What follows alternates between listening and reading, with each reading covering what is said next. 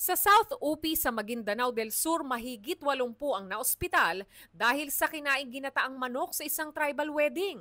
Ang mga biktima nakaranas ng pagsusuka, pananakit ng tiyan, pagdudumi at pagkahilo.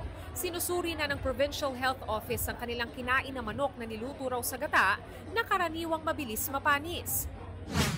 Ang karinderyang ito naman sa Quezon City para hindi mapanisan.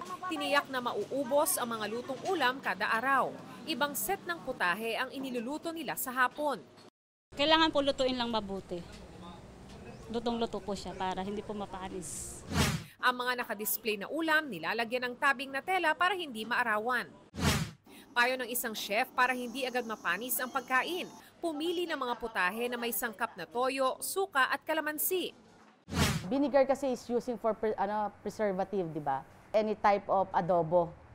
Kasi yung adobo is may vinegar siya.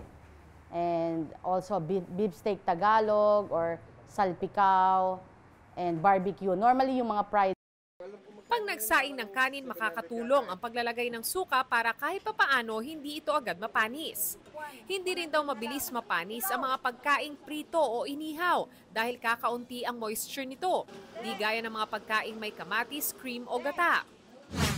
Sabi nga ni Chef Joy, dapat bago ka magsimulang magluto, malinis muna yung mga kamay mo. At syempre, yung mga gagamitin mong ingredients tulad ng mga karne, mga gulay, kailangan na hugasan na rin yan. Para kontra panis, huwag gamitin ang nasubo ng utensils sa niluluto o inihaing potahe para hindi makontamina ng laway. Kung magtatabi ng pagkain sa refrigerator, tiyakin din na tuyo ang container na paglalagyan. Para sa GMA Integrated News, Von Aquino, nakatutok, 24 oras.